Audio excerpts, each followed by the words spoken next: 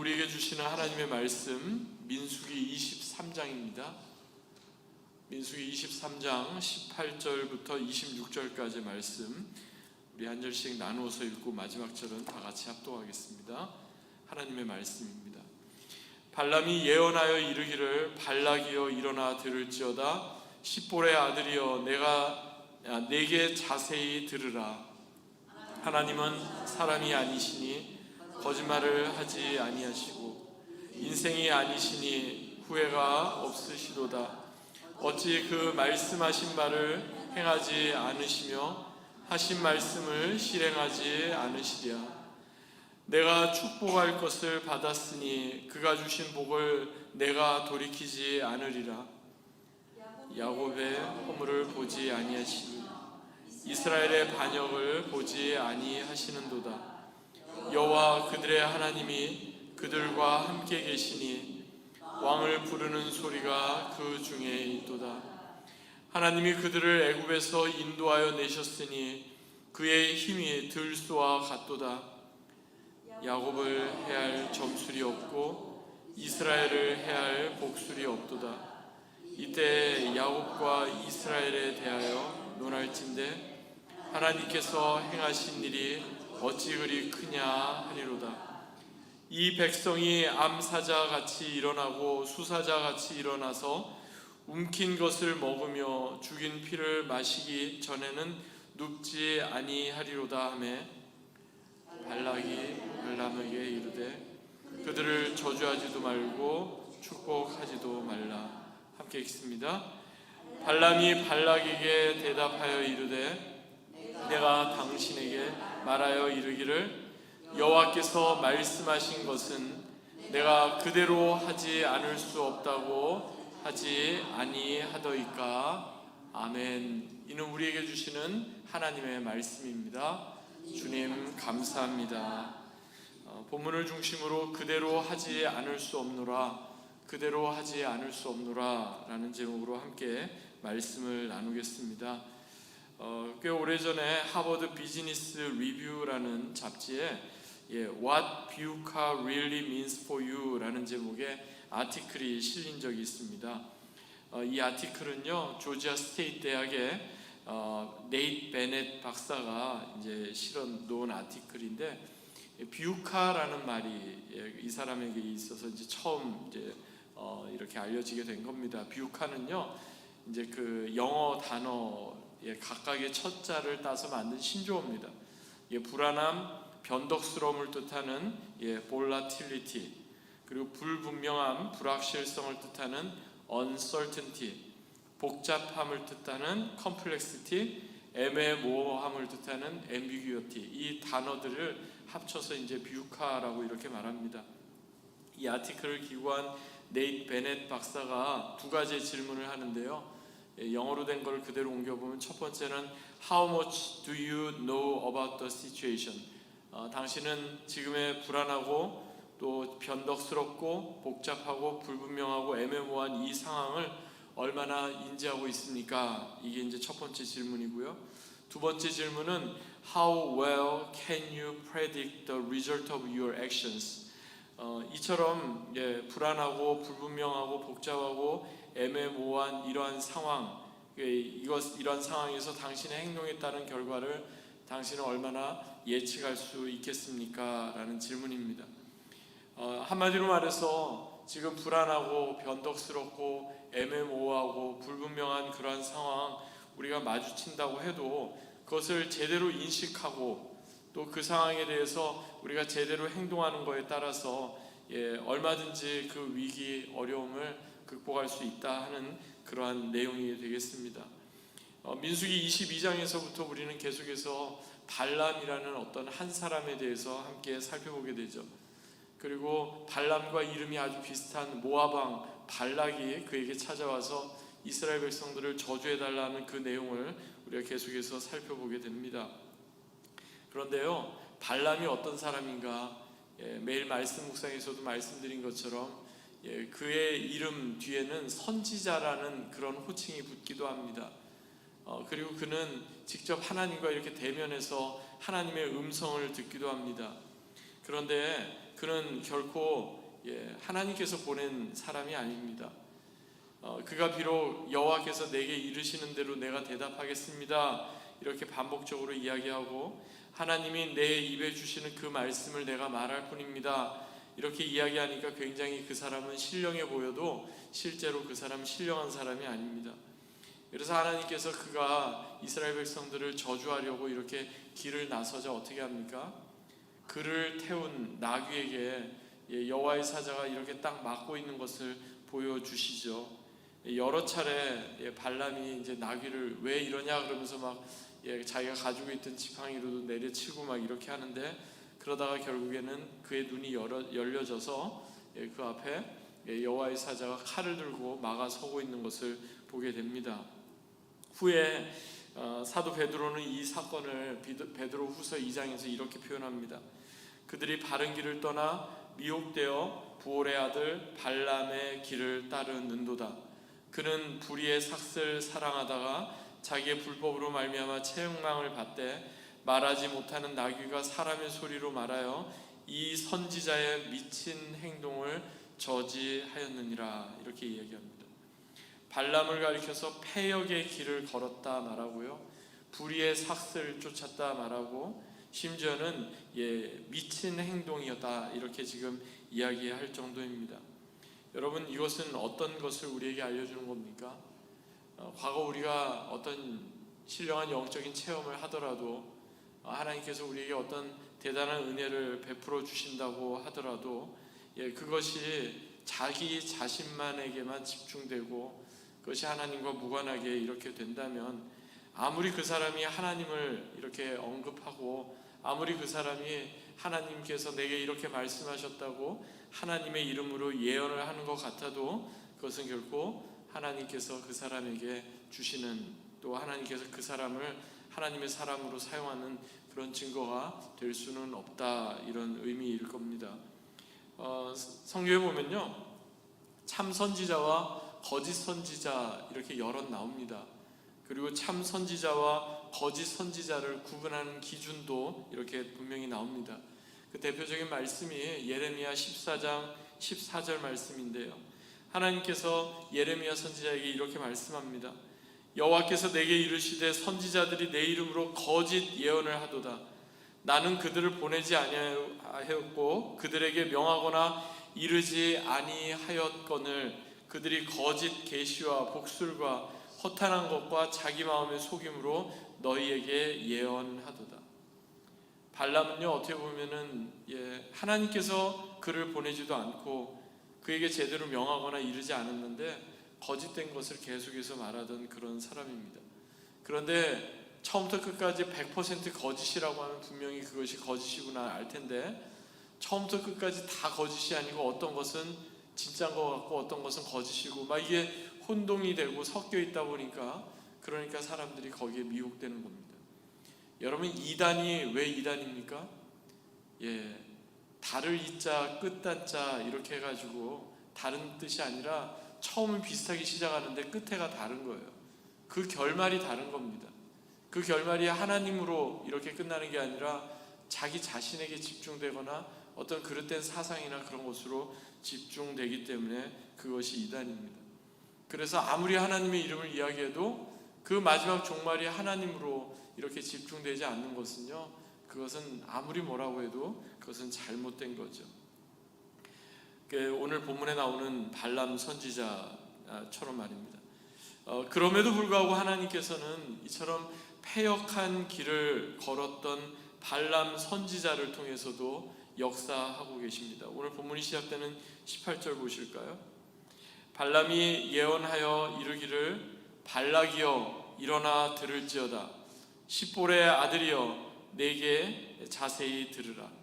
본문에서 발람이 모압 왕 발락을 향해서 전했던 예언은요, 오늘 우리는 이 본문만 읽었지만 모두 5개입니다. 5가지 예언 중에 오늘 본문 말씀이 이제 2번째 예언에 해당합니다. 발람이 먼저 이렇게 이야기하죠. 일어나 들으라, 내게 자세히 들으라, 이 말로 시작해서 그 다음부터 이어지는 말씀은 어떤 노래 형식을 가지고서 예언의 메시지를 선포하고 있습니다. 그러니까 그가 아마 노래를 지어서 이렇게 노래하듯이 그렇게 예언을 하고 있는 것 같습니다. 그런데 하나님께서 발람을 통해서 선포하게 하신 메시지는 매우 놀랍습니다. 오늘 그 내용을 좀 살펴보기 원하는데요, 한 세 가지로 우리가 좀 정리해 볼 수가 있겠습니다. 첫 번째는요, 우리 인간은 불안하고 변덕스럽고 후회가 많지만 하나님께서는 결코 변함이 없으시며 하나님께서는 항상 신실하시다는 사실입니다. 본문 19절 그리고 23절 보시겠습니다.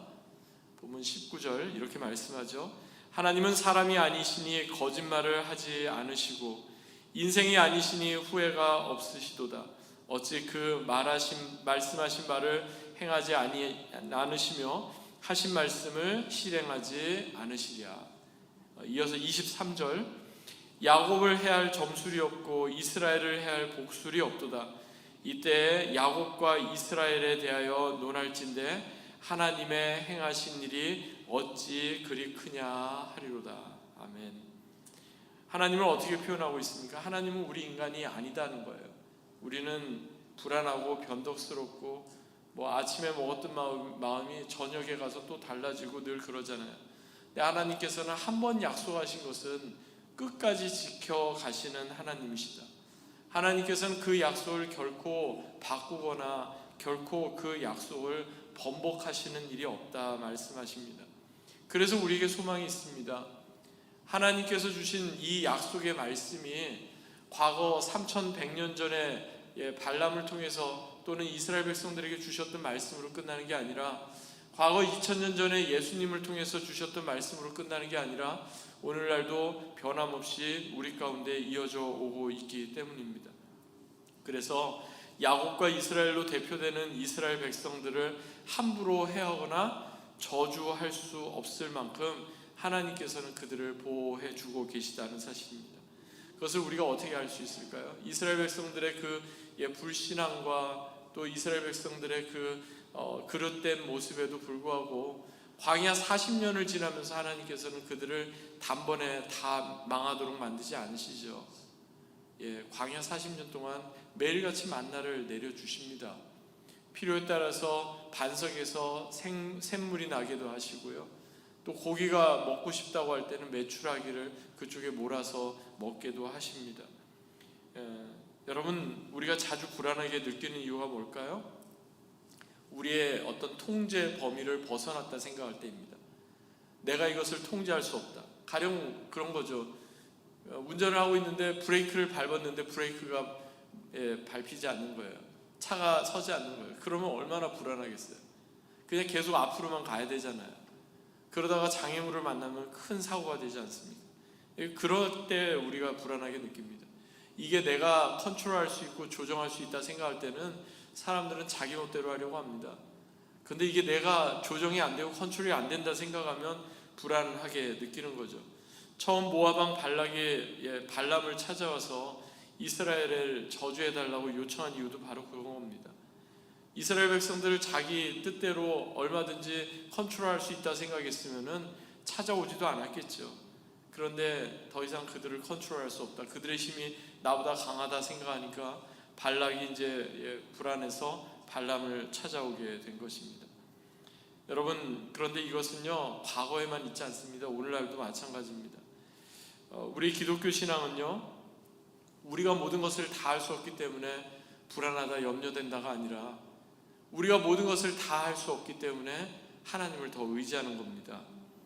우리의 모든 것을 다 우리의 통제 안에 둘 수 없어도 우리를 지으시고 우리를 다스리시고 우리의 모든 형편을 다 아시고 우리의 머리털까지 다 세심바 되신 그 하나님께 모든 것을 맡겨드리는 겁니다. 그래야만 우리는 매일 불안하고 불확실하고 복잡하고 애매모호한 비우카와도 같은 그런 상황을 직면하더라도 발람과 같은 사람 쫓아다니면서 나를 좀 도와달라고 이렇게 할 것이 아니라 항상 변함없으시고 신실하신 하나님을 더 의지하게 되는 것입니다. 두 번째로 우리가 오늘 본문에서 발견하게 되는 것은요, 신실하신 하나님을 이처럼 의지하며 살아가게 될 때 하나님께서는 우리와 늘 함께 하시고 우리를 지켜주시고 우리에게 복을 주시는 하나님이심을 더 분명히 경험하게 된다는 사실입니다. 본문 20절 그리고 21절 한번 보실까요? 본문 20절과 21절 우리 같이 한번 읽어보겠습니다. 함께 읽습니다. 시작. 내가 축복할 것을 받았으니 그가 주신 복을 내가 돌이키지 않으리라. 야곱의 허물을 보지 아니하시며 이스라엘의 반역을 보지 아니하시는도다. 여호와 그들의 하나님이 그들과 함께 계시니 왕을 부르는 소리가 그 중에 있도다. 여호와 그들의 하나님이 누구와 함께 계시대요?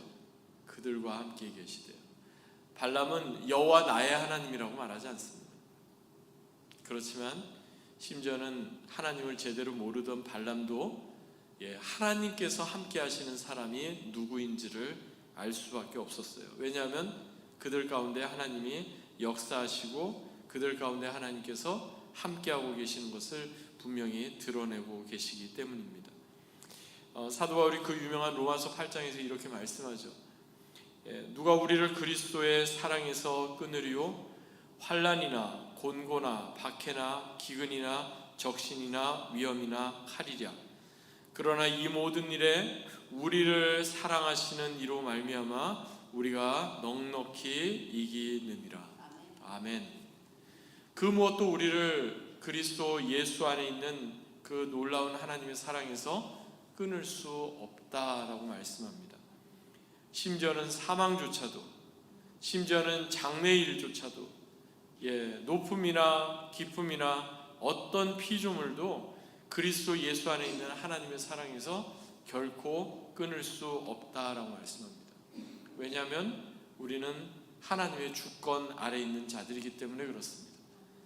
우리가 우리의 삶을 컨트롤하는 것이 아니라 하나님께서 우리의 삶을 컨트롤해 주시고 보호해 주시고 인도해 주시기 때문입니다. 그것을 우리가 분명히 인식하게 될 때 아무리 혼동스럽고 불안한 상황 속에서도 우리는 넉넉히 이기게 될 줄로 믿습니다. 이런 놀라운 은혜가 날마다 더해지기를 주의 이름으로 간절히 축원합니다. 마지막 세 번째는요, 오늘 본문의 결론과도 같은 메시지인데, 우리가 하나님을 믿는 신앙은 단지 결과에만 초점이 맞추어지는 것이 아니라 그 동기와 과정에도 초점이 맞추어진다는 사실입니다. 오늘 본문 마지막 25절 26절 보시겠습니다. 제가 공부하겠습니다.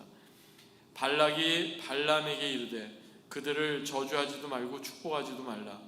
발람이 발락에게 대답하여 이르되 내가 당신에게 말하여 이르기를 여호와께서 말씀하신 것은 내가 그대로 하지 않을 수 없다고 하지 아니하더이까. 모압 왕 발람이 발락에게 그토록 원했던 것은 이스라엘 백성들 저주해달라는 거였습니다.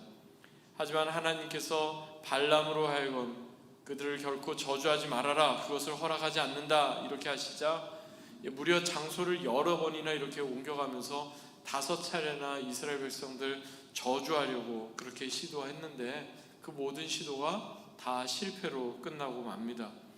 오히려 발람은요, 이스라엘 백성을 저주해달라는 모압 왕 발락 앞에서 번번이 이스라엘 백성들을 축복하게 됩니다. 저주의 말이 나와야 되는데 오히려 그의 입술에서는 축복의 말이 나오게 된 겁니다. 그러니까 그것을 옆에서 지켜본 발락이 화가 난 거죠. 이제는 저주도 하지 말고 축복도 하지 말라 이렇게 다그치게 된 겁니다. 그러니까 오늘 설교의 제목처럼 발람이 발락에게 했던 말은 하나님께서 하신 말씀 내가 그대로 하지 않을 수 없다 이렇게 지금 이야기하게 되는 겁니다. 혹자는 그래서 발람이 모압 왕 발락이 의도했던 것처럼 하나님의 백성들을 저주하지 않았고 또 하나님의 백성들을 이스라엘을 축복하는 것으로 끝을 맺고 있는데 이게 뭐가 문제가 되냐 이렇게 이야기도 합니다. 그런데 여러분, 우리의 기독교 신앙은요 단지 결과만을 보고서 끝나지 않습니다. 열매가 중요하고 결과가 중요하지만 하나님께서는 그 모든 과정, 그 모든 순간순간도 다 중요하게 여기신다는 사실입니다. 결과적으로 모압 왕 발락이나 발람이 의도했던 것과는 전혀 다르게 모든 것이 다 축복으로 끝나고 좋은 것으로 끝을 맺었지만 그렇다고 해서 발람이 아무런 허물이 없다, 성경은 그렇게 말씀하지 않습니다. 유다서 1장 11절에 보면 화 있을진저 이 사람들이여 가인의 길에 행하였으며 삭슬 위하여 발람의 어그러진 길로 몰려갔으며 고라의 패역을 따라 멸망을 당하였도다, 이렇게 말씀합니다. 발람의 길을 어그러진 길, 가인을 쫓았던 사망의 길, 고라를 쫓았던 패역하고 죄악된 길과 같다, 이렇게 이야기하고 있는 겁니다. 그것은 결과만 보지 않고 하나님께서는 그 모든 과정 순간순간 동기와 마음을 보고 계시기 때문에 그렇습니다. 그래서 우리도 신앙생활하면서 우리의 동기와 우리의 마음을 되짚어 봐야 합니다. 내가 사람들에게 잘 보이기 위해서 이렇게 하는 건지, 내가 다른 사람들에게 인정받기 위해서 이렇게 말하는 건지, 우리가 그것을 생각해 보아야 합니다. 오히려 우리 마음과 우리의 행동이 다르게 이렇게 된다면요, 우리 하나님 앞에서 다시 한번 우리의 마음을 되짚어 봐야 됩니다. 하나님, 내 마음의 중심이 하나님 앞에도 인정받고 그렇게 되기 원합니다. 내가 생각하는 것과 말하는 것과 행동하는 것이 진정 다른 그런 사람이 아니라 하나님 앞에서 우리의 마음과 생각과 또 행동이 정말 하나로 인정받고 일치되는 그런 사람 되기 원합니다. 우리도 그렇게 구해야 하겠습니다. 이제 말씀을 맺겠습니다.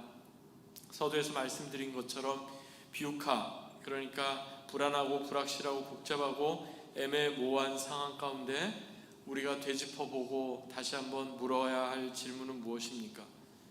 우리가 얼마나 그것을 인지하고 있는가? 얼마나 그것을 예측하고 있는가? 그런 질문이겠습니까? 어떤 위기관리, 크라이시스 매니지먼트, 그것이겠습니까? 아닙니다. 그러한 상황 가운데 우리는 다시 한번 오늘 본문에서 말씀하는 것처럼 비록 우리 인간은 불완전하고 불안하고 변덕스럽고 후회가 많지만 하나님은 변함이 없으신 분이십니다. 하나님은 신실하신 하나님이십니다. 이것을 우리는 늘 기억해야 합니다. 또한 그처럼 신실하신 하나님을 따라서 쫓아서 살아가게 될 때 하나님께서 우리와 늘 함께 하시고 우리를 지켜주시고 우리에게 복을 주시는 분이심을 우리는 기억해야 하겠습니다. 마지막으로 우리 기독교 신앙은 단지 결과만 붙잡는 신앙이 아니라 우리의 과정도, 우리의 순간순간 우리에게 이어지는 동기도 중요하다는 것을 늘 기억하십시다. 그리하여 변함없으신 하나님, 신실하신 하나님, 그 하나님을 쫓아서 우리도 주님의 거룩하신 성품 닮아가는 저와 여러분 되시기를 주 예수 그리스도의 이름으로 간절히 축원합니다. 아멘.